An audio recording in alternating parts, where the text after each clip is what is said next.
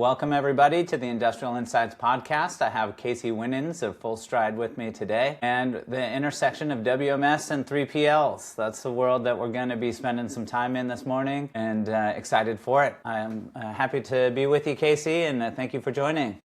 Thank you for having me. I can't wait. Let's do it up. Yeah. What's the current state of the market? Like that you play in? What are people generally like thinking and feeling? Sure. I mean, well, we're kind of coming out of peak. Right? Peak was heads down, lots of work, trying to make things, get through the period anyways. So now you're getting into a lot of the returns, right? Yep. So, I mean, in my space, right, I'm looking at it from the WMS perspective, the systems, the early stage 3PLs. There's a lot of white knuckling. There's a lot of manual brute force to get through. And then now what I've seen personally is a lot of folks are picking their head up and looking around to figure out, how do we not repeat this last peak, right? Like the systems, are they a priority? I have folks hitting my website quite often, right? I'm still waiting for those folks to reach out, but there's that engaged traffic again of, what do I do?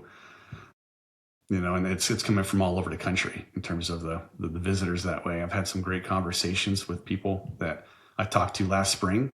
And then with 2025 and all the madness that we dealt with in logistics space, they went heads down, right? Just survival.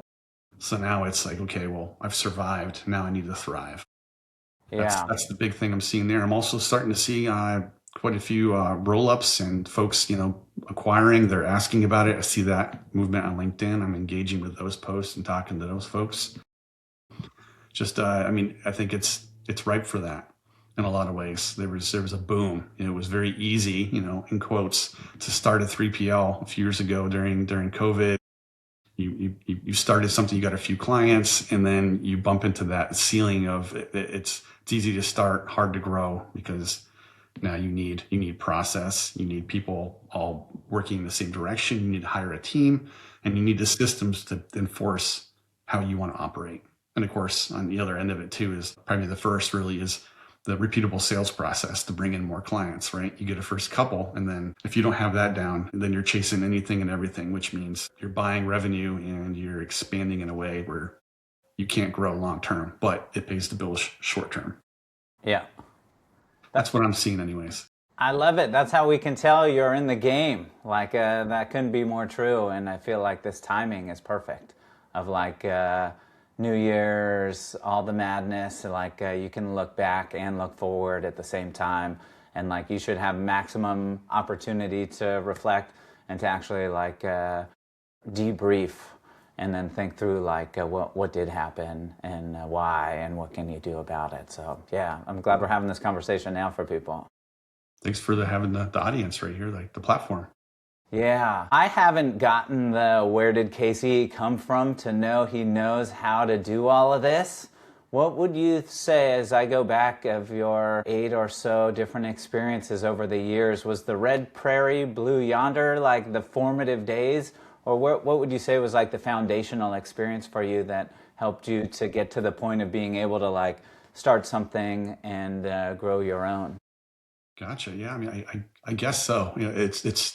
It's not a way I think about it, right? But if you look back, that was probably pretty formative. I mean, coming into Red Prairie, I had been a software engineer prior to that, and I had been in logistics and supply chain. I just didn't know there was a term that comprised what I had done. I was still very technical at that point. So Red Prairie opened my eyes. I got to work with some really big clients. I crossed a number of different challenging scenarios, high volume retail. They were breaking in different spaces at that point. So we were building on the product, reinventing the product, all while in front of massive clients trying to get into those different industries. And I learned so much that way. But beyond that, that was my first break into management, which up to that point, I was one of those folks, I think early in my career, was leave me alone. I have my blinders on. I'm going to be a software engineer. And then suddenly one day the switch flipped. Put your hoodie on, turn the lights off, lean back. Probably headphones, right? If it was more modern now. But then I started managing people, and I'm like, I love this. I love nurturing people, building them up, watching them grow. And I did that for the last couple of years at Red Prairie. And then I got an opportunity to go work for a 3PL. I followed a peer, and we did that for about a year and a half.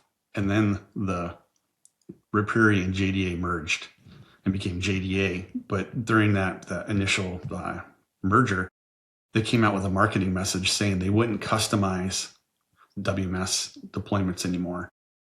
It's not what they really meant, but it's how it was conveyed or interpreted, and it became this thing where they went to the industry event, and a lot of these customers that were in flight, 7-figure implementations, and they're like, "What do you mean? This is what I was sold." So it was the perfect time for the partnership ecosystem to kind of take off. And myself and 2 partners, we hung our shingle, and I mean, realistically, we thought we'd be hired guns, mercenaries for a few months just to capitalize, help these customers through. And then, this big JDA would come and eat our lunch and we'd figure out what we do. But again, they embraced the partnership component and we flourished, right? I did that for 5 years. We were up to 60, 70 employees. I think we did about 12 million the last year before I sold. And that was just a huge learning curve there in terms of getting in front of customers. And then, like I said, I had started technically, but I haven't written code in, I don't know, 10, 15 years at this point now. It's all been on the operational, functional side of what are you doing? That's what I capitalized on. And about 2 years after I'd sold, I had a non-compete, right? So I kicked around doing other things, some business consulting. COVID hit, and then I took a job at a bigger consulting company. It was a competitor to my last one, and we did advisory, right? So it just, these things kind of came along, but I never would have anticipated them, right? You look back and you can see how it all kind of connected, but as far as a master plan, I didn't see it coming. You don't see the fork in the road till you get around the corner or around the bend. Yeah, and I'm very blessed that way in terms of how it's worked out so far career wise. Yeah. But yeah, that was probably the formative years, was there getting into working for a vendor, seeing how it worked.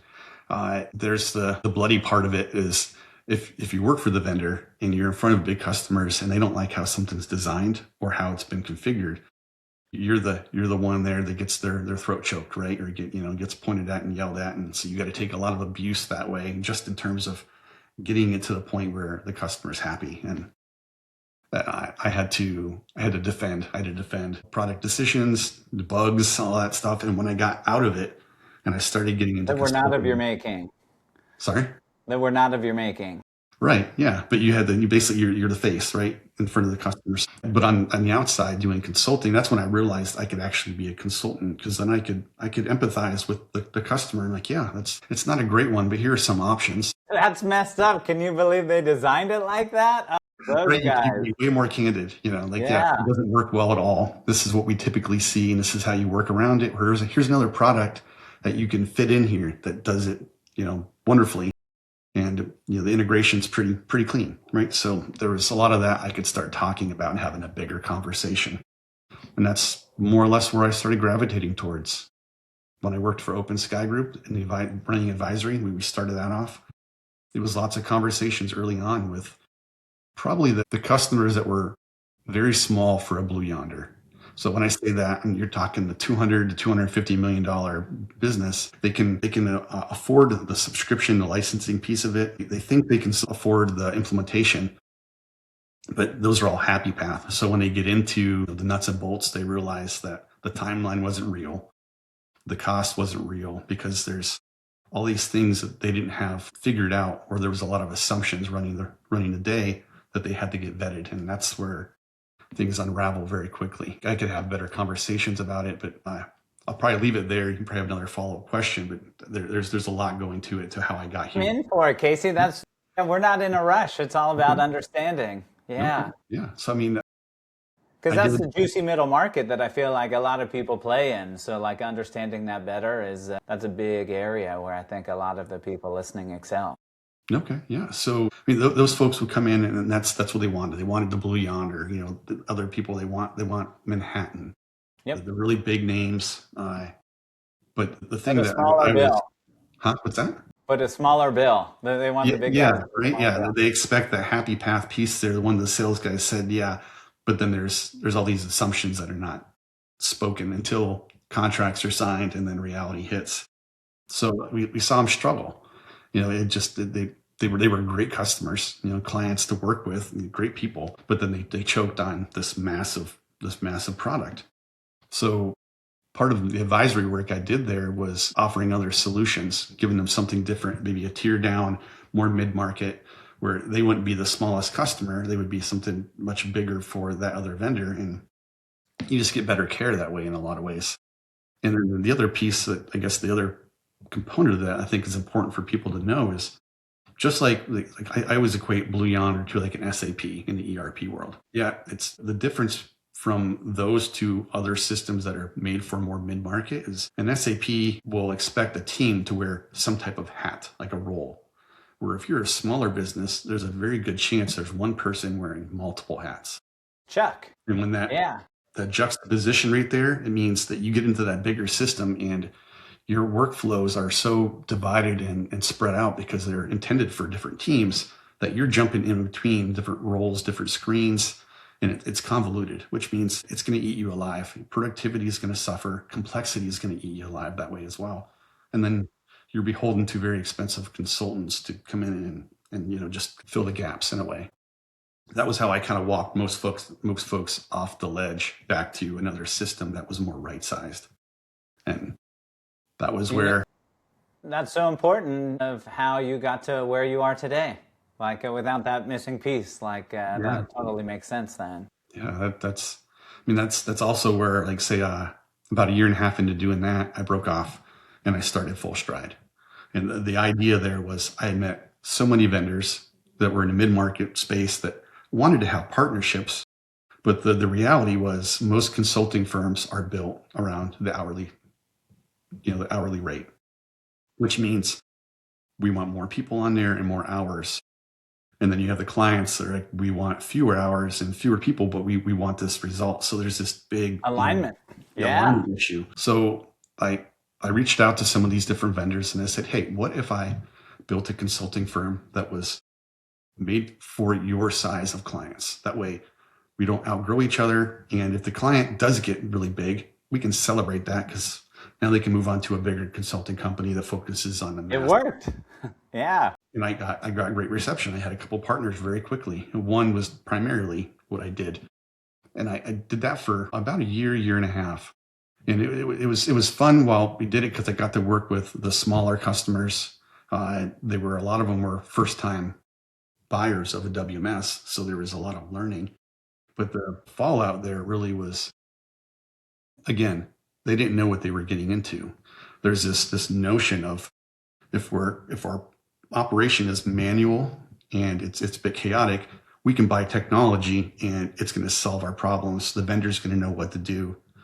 But that's just not how it works, right? You're basically going to enshrine that chaotic environment in a piece of software, and it's either going to do what it's intended to do that way and make it really hard for you because you can't be creative and work around it anymore.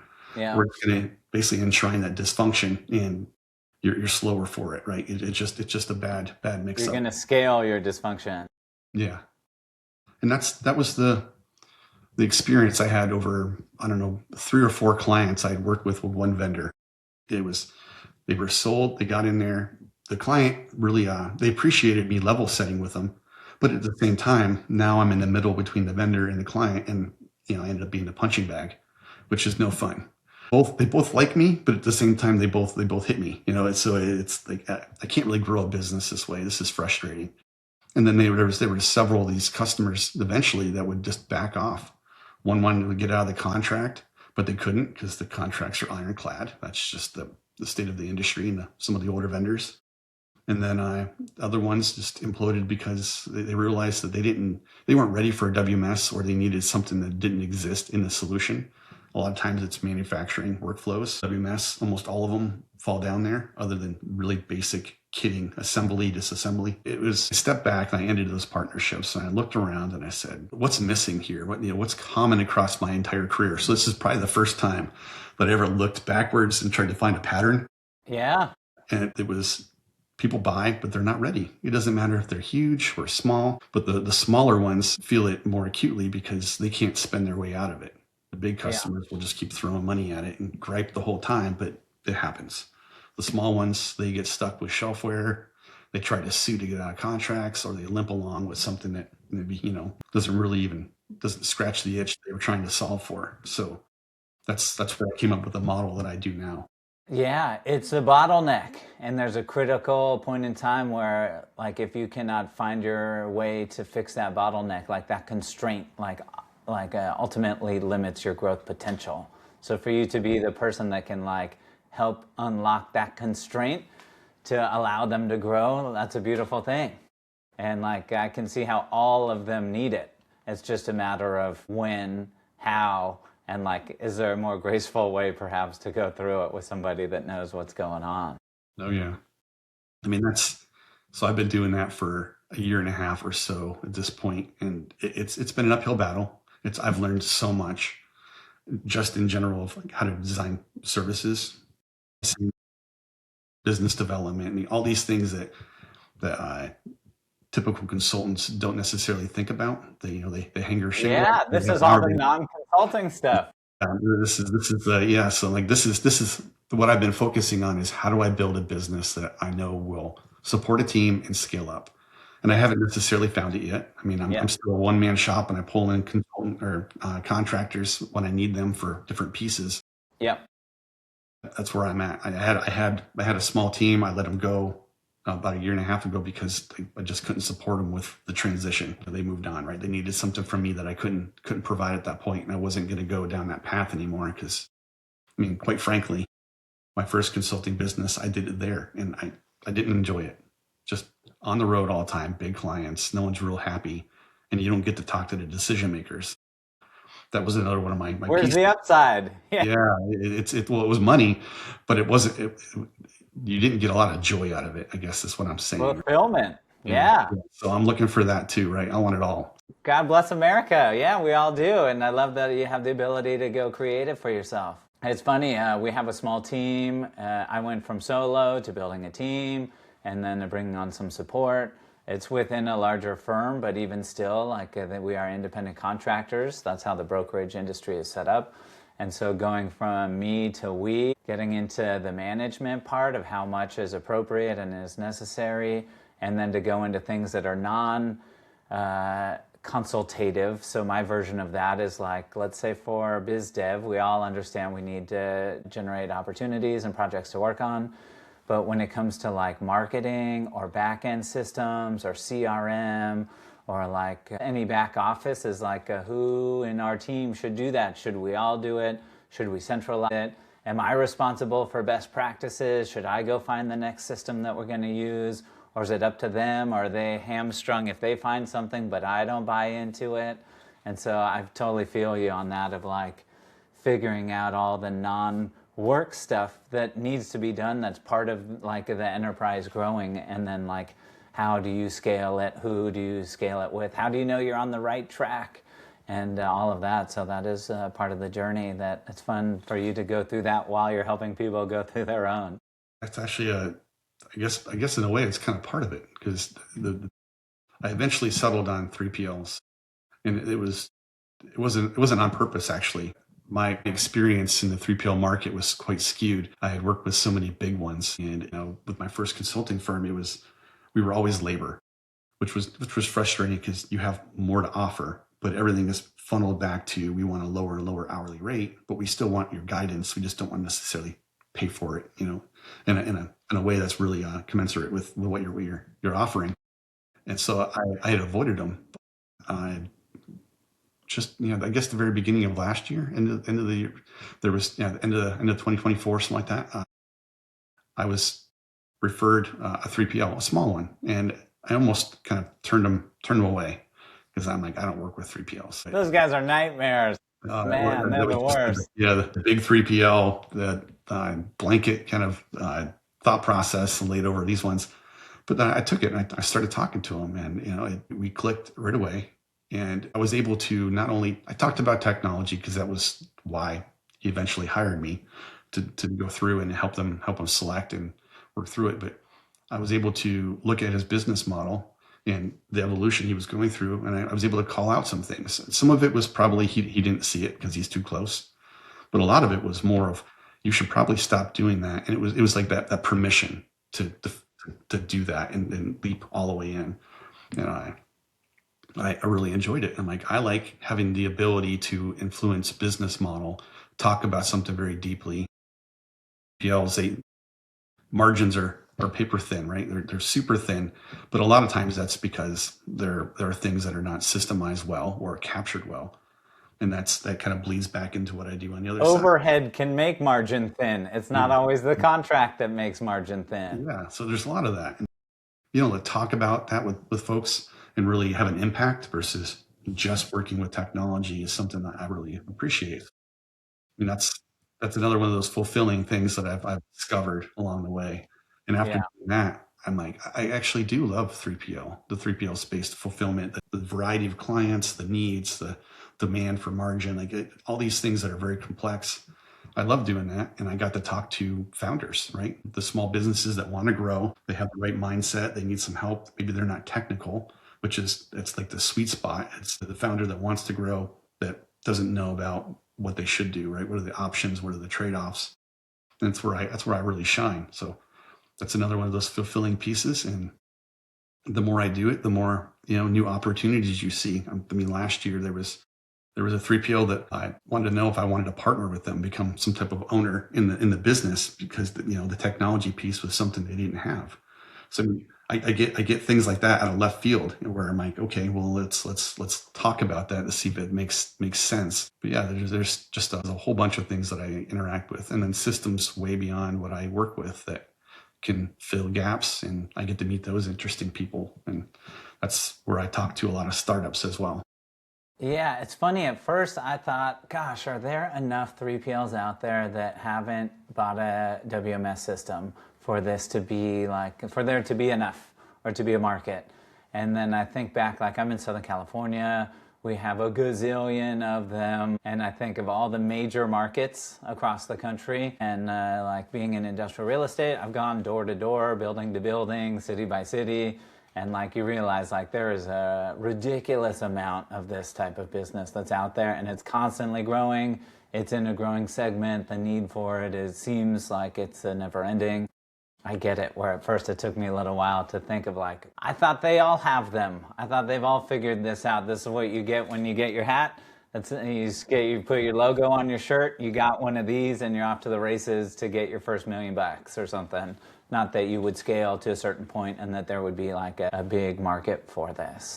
So that helped me learn a little bit more. COVID, it was easy to start up, but just like any other small business, you can get some kind of success, but then there's a certain size you hit where brute force doesn't work anymore.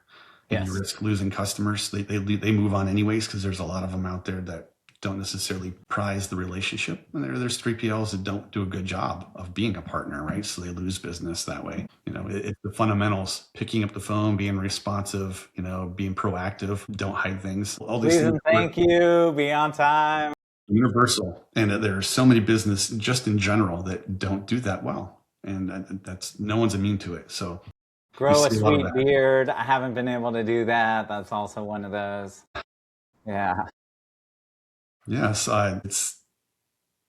it's entertaining that way to see that, and I think that's going where we're going to see the market move. Is you're going to see a lot of consolidations there. You're going to see them go out of business, right? So that's hurtful for the brands they're supporting, if they can actually support them effectively through that transition of getting their inventory moved or leaving them hanging, right? There's going to be a big mix of that, and there's some companies out there to help. You're also going to see a lot of acquisitions. In fact, that's, like I said at the beginning of the call, it's seeing more traction around that. Folks are entertaining it. I'm on the East Coast. If I buy a West Coast 3PL, does that work for me? Is it turnkey? Do they have the same kind of technology? If they don't have technology, can I invest? And you see those conversations, you see the posts on LinkedIn. I know there's a bunch of WhatsApp groups out there. I'm not part of them, but man, I would love to be a fly on a wall just hearing it, because there's patterns, right? I love patterns. But yeah. That's a great space to be in. If you haven't met Benjamin Gordon and his company that's in Florida that does M&A in the logistics space, a lot of it's software based. They have a huge conference I have not been to that is a who's who and kind of the next level that is super impressive the more I learn about it, and would love to go someday. If you're listening, it's amazing just to think of you're in that ecosystem and being in the middle of those types of conversations. Where is the clearinghouse or the marketplace for companies that want to merge, they want to sell, they want to acquire, they want to divest, they want to raise more capital. And like that seems like another stream that's probably good for you to get into, to be in that ecosystem to another level or another degree. That's something I've definitely thought about, right? The private equity piece, helping do due diligence. If they're looking for one, to see what the technology looks like, the systems, are they repeatable? Do you see cracks? Just so, because not all the private equity folks that are looking to acquire are past operators or been in that space where they would catch those things, right? So And the technology piece is increasingly important very much, and right? only going to keep getting more important, I would imagine. Oh yeah, especially when I know consolidation's coming. That's just how it is. But the flip side of it really is, and I haven't really talked about this publicly. I guess my We're turning business. new pages, Casey. We're getting all sorts of topics out. Yeah, Yeah. well, like to the 3PL owner, is my business sellable? And technology and systems play a huge role there. Yeah. There's the buyers that will come in if they can get it very cheap. They don't care if it's manual because they're buying it for some self-serving reason, maybe a client list or maybe the building, the location, something. They'll bring what they have. But a lot of the buyers, they want something more turnkey. So that's where you're going to get your multiple from. And that's the hurtful thing with a lot of business owners, just in general, not even 3PL space, but just smaller businesses. They have this inflated sense of the company, and Yeah. the market shows them reality. It's demoralizing, right? What do I do?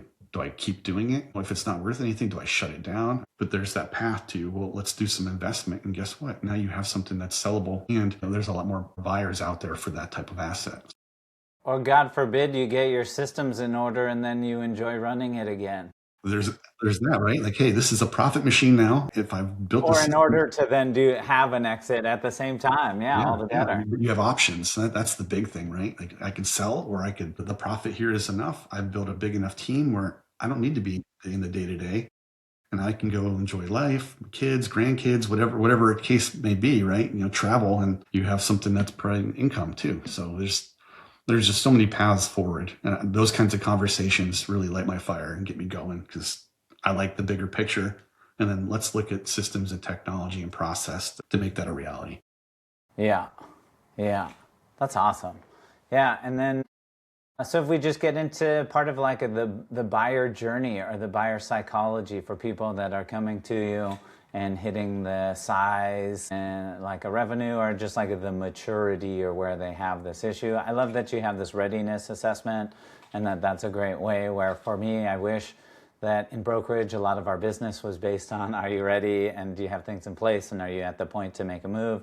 Where more often than not, it's my contract is up and we're making a move, and it's how prepared can we get for that move in the amount of fixed time that is available. It's not always like that, but like oftentimes that is what is creating it. I'm sure people will have clients that say, hey, if you don't have your WMS system in a certain size, shape, or orientation, like we can't give you business or we can't continue to give you more business. Is that part of the buyer journey?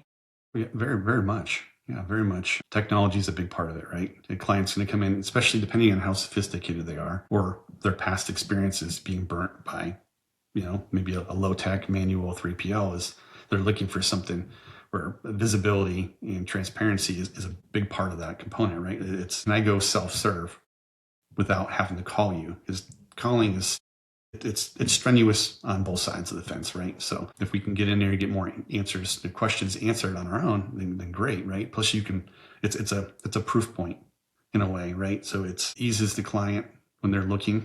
It's a sales tool as well. Like, hey, here's what we provide. Here's the questions you can answer on your own. Here's the things you can do to modify orders, improve your inventory, all kinds of things there you could do. And those are selling points. But buyer journey, like you talked about how you usually have like a very small compressed time frame. We got to jump. What can we get done? There's a component to that. What I see in the most of the clients that I work with, in fact, actually most of them are probably under 5 million. So on my website, I have the readiness broken down by revenue buckets as a proxy for complexity and upside. I get quite a few in the smaller end, and they've tried the DIY approach, which means they've gone out, talked to vendors, they've seen demos, and they're hoping that I'll see it, I'll know it when I see it. Yes. That doesn't necessarily come because the demos start to kind of blur together. Like there's nothing definitive out there that kind of like pulls one or the other. Dashboards. All right. Yeah, Yeah. exactly. Like, oh, you have that, that's shiny, but it's like, can we do it? Can we use it? Or what if I get this wrong? So there's a lot of those efforts that fizzle out, or they'll go and they'll get a recommendation from a peer. But often enough, there's no context around it, right? There was a reason why the peer went out and got this system, and it might not be the same for your business, but that's lost in translation. Uh, uh, and then there's the budget piece of it. But I guess what I was trying to say there is there's an educational component to it all. Like it's and that's been half my They may challenge. not know what they don't know is perhaps Exactly, part of right? that. In fact, I've had way more way more 3PLs that have already bought a WMS that have discovered me and are like, wow, man, I wish I would have known you back then. But they've made that leap. They went on their own. And there's a I guess an angle that I'm looking to explore in a way where I don't need to be an expert in any given WMS where I'm in there, turning and building a team that way because that gets more tactical. I like to stay where I can have an impact on the business at a higher level with the leaders. Yeah. But they get in and they only use 20-30% of the system and they don't know where to go, what's available to them. What are the trade-offs? What are the other people doing? What could they do physically different that would translate to something better in the software to accommodate that? And it's a term like, so I use readiness for what I do today, but I use the other term leverage, of getting more leverage out of what you've already bought.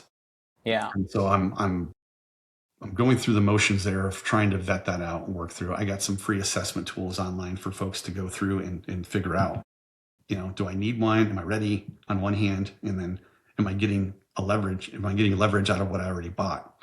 And then Yeah. diagnostics and reports to kind of give them an idea of where they should go next. But it's from their vantage point, right? So there's bias in there. Yeah. So the readiness piece is the assessment is a natural transition into my service, which it is now. I'm looking at them, I'm coming in, on site, going through the motions and giving them less of a biased perspective of here's what I see, here's what I know would slow you down or stop you, prevent you from getting the upside, and here's a plan to get there. And then here's some vendors that make sense for you, right? So I try to like across that buyer journey is I'm offering tools and services that make sense so they can take a step forward each time. So I'm building that on the leverage side too, with trying to figure out where I would be. And I've used the term quarterback way more than I use program manager or project manager, because those are less used in the We don't want to talk. That's too work related. Everyone We knows got to get some quarterback, right? quarterbacks out there. Yeah. I'm your guy, right? There's a lot of coordination. There's a lot of people. There's moving things forward. There's knowing what play to call. That all that. Yeah. Coaching. That's the other one that's great. Who doesn't need that? You get what that means. That kind of can mean the same thing. And then you're on the sidelines, which is good or bad depending on like how you think about that. But yeah, it is interesting because getting set up with your first system is different than having it and not using it all the way, and then figuring out like, can I use it better, or am I in the wrong one and do I need to do something different? So I could totally see how that's like a natural next step of the experience that the customer has, and how do you like not help prevent that. That's probably a natural part of growth, but just like that's an easy next thing that you can also help people with. Exactly. There's a progression, but there's also there's a. You must have like 20 subscriptions to all of them, or how do you stay up with what each one can provide? So I talk to the vendors all the time, right? I get demos. I have one coming up with another vendor the week after next when I get back from traveling. Just to Because they want to educate you, they want you to be knowledgeable, and they want you to be able to help them like push their system when appropriate. There's some that I've actually talked to and I've got into their training curriculums just to get in there so I get past the polished demo and I can get in there and touch it myself, and they give me a sandbox and gives me an idea of what's possible, what's not. I'll come in with my use cases that I know are important to a 3PL and see how deep it goes, and it gives me an idea. And there's probably opportunities for me to share that or build something around that in the future. But it gives me the curated list of who's who and when should I pay attention to them working with a certain client, and should I filter them out? because that's part of what I get paid for. Is they don't want every possible vendor out there. They want the 3 or 4 that they know that I know would work. Yeah. And the rationale for it. And then beyond the product itself is, what's the vendor like? Are they mature, right? Or is it just a sales machine with nothing behind it? You get a lot of that. Or is it 2 guys in a garage? I'm like, that's great right now. But when you need more, are they going to be there? Yeah. And they grow with you. And all these considerations. What's their mindset overall towards consulting? There's some How out there. many systems are there, Casey? Would you say there's 100? Is there 1,000? Are there 10,000? What's the scope of choices that are available? Well, if you were going to say generically and say WMS, there are several hundred. Okay. Right? Very few are actually designed for 3PL first. It's very common for 3PL pieces to be bolted on or like an afterthought or just some other layer in there. And billing is third class in a lot of them. If it's there, very minimal. I mean, horror stories. Even the big vendors out there, there's customers that just don't like their systems and they work around it. Case in point, we now have 3PL billing software companies that are coming up that are integrating with the WMS, pulling activities and different things from logs and data to build out the invoicing. So you don't have a leaky bucket anymore. You're not doing things, you're not doing favors for people because you don't know how to bill for it, or it's in the contract, but it was too hard to figure out, so we just don't charge for it. So it's a growing ecosystem, and it's a pretty fun time to be in it, watching it evolve. Yeah, it's big enough now, and technology is mature enough now that it's its own category or its own niche, or you can make a living niching down just to that segment. Yeah, very much. I mean, I'm one of the very few that focuses only on 3PL, right?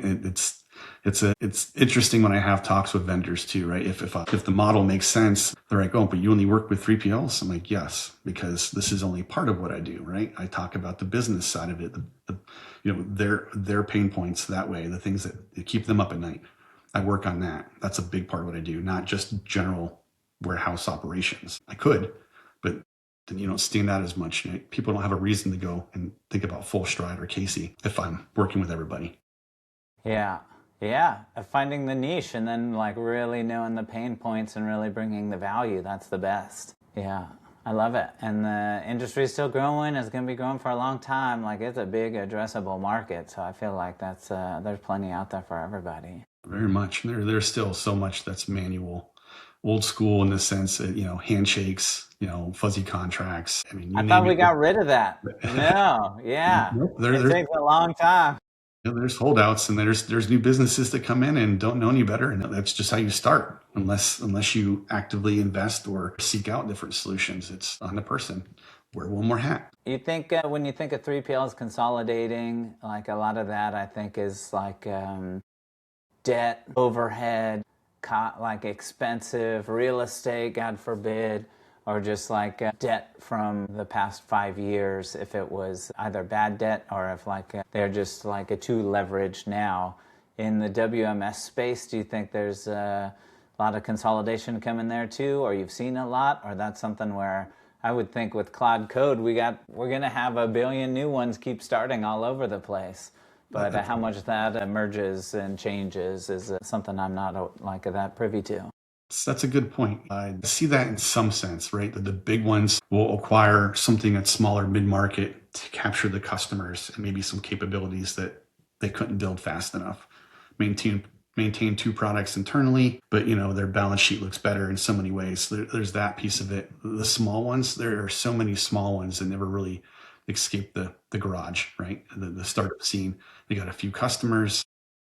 They were allergic to contracts and pricing in a way where allergic. I love it. Yeah.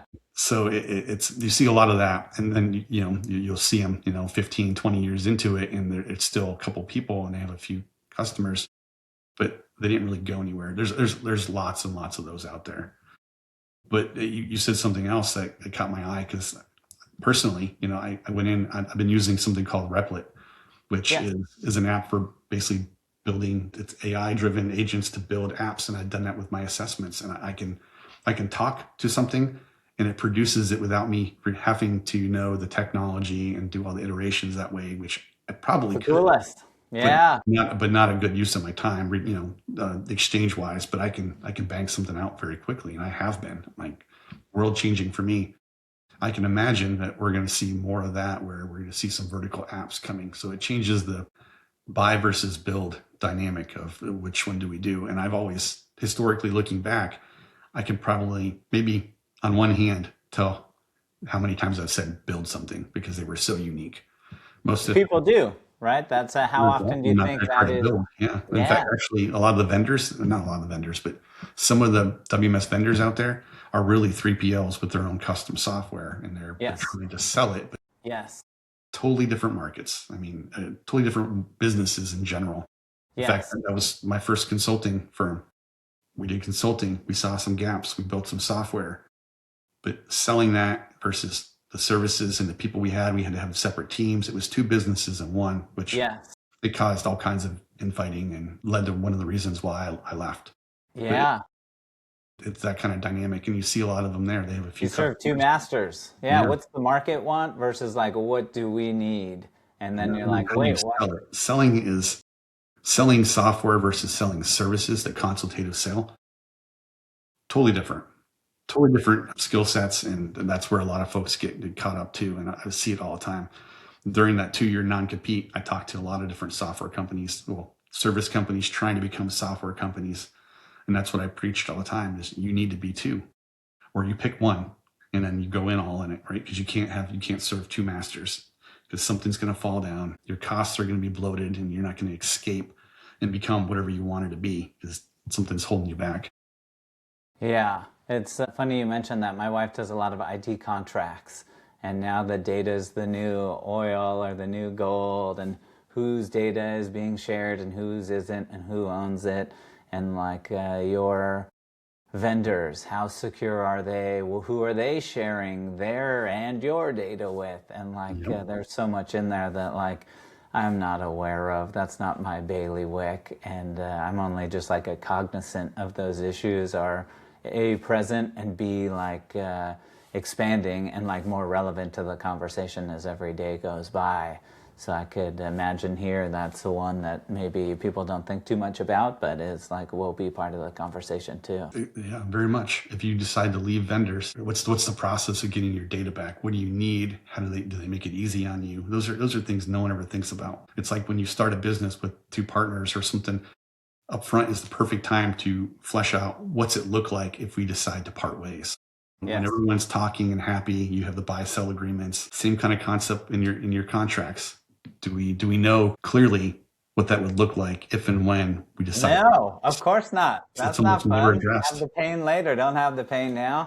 Yeah, yeah. I mean, it's not easy to go through that, but it's smart, right? Responsible. So I've lived Yeah. through that multiple ways. So I think I bring that to the equation as well, right? Just thinking through the whole process and here's why you want to do it because you don't want this pain of not having it. That's a great point. Yeah. I hadn't even contemplated that either. If we're looking to other things that are good in the future, consolidation was one that you had thought about that's top of mind. Anything others that's like Replit and like people being able to build more often? That's an interesting thing that I could see is like more accessible as it's lead to more people building? Yes. Does it lead to more people building successfully? TBD, who knows? And what should they build? And maybe there's ways you can help people like advise them there too. Anything else you're thinking about that's on the cusp or in the future that's exciting? Yeah, there's some vendors that are. I mean, everyone says AI, right? It was marketing buzzword soup. You got Yes, it I on your try not website, to boom, say it like today. Yes. we're AI something, right? Driven like whatever. Like yeah, it's not. A lot of it's vaporware, or it's in the lab, and it works in one scenario only. But there are some vendors coming out now that are young enough, and they focused on it early enough where it's actually core. And what they're doing is they're supplanting some of the roles that used to be needed in say bigger operations. Someone you would call a planner or a dispatcher who coordinated all the work out there so people weren't standing around. That was always something that this goes back to my Blue Yonder days of we would be in there, some of the consultants, and we do a great job of coordinating. We could troubleshoot fast and you could get the floor flooded with work. No one was standing around. then it's that hard transition of putting somebody else in that place with the right tools, and you see productivity go back down. And if they move on, they have a bad day, sick day, whatever, that right there just kind of hose the whole operation in a sense, right? People are standing around. The newer software that I'm seeing, a couple of different vendors anyways, they're building AI around that to orchestrate that with rules and parameters. And the cool thing in my mind is an AI can look at so many more variables than a human can. You know, if you're a consultant and you're good with the product, you could do quite a bit. But there's that human level of how many things can you juggle, where the AI can grow wider and make correlations that you wouldn't not quickly if you had enough time. Yeah, but you're racing. So I'm excited about seeing that come to fruition.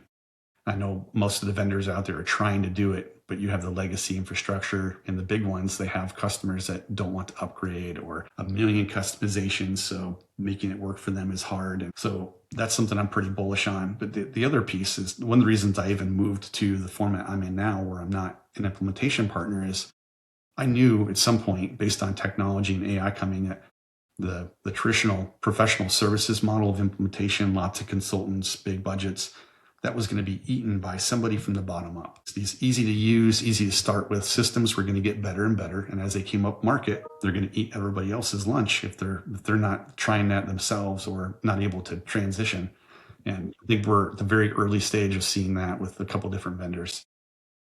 So, and I actually had a conversation with one yesterday saying, okay, yeah, great. So you're trying to cut that out because you didn't want to grow that arm in your business. I get it. Your software, you want to sell licenses and, access usage, but you don't want to be in the game of doing the consulting piece of it and mapping and all that stuff that's human intensive. But you can't get rid of it even if you embrace AI at the middle of it, because if people don't know how to answer the questions that AI is asking, you're not going to get results. So there's still the upfront work.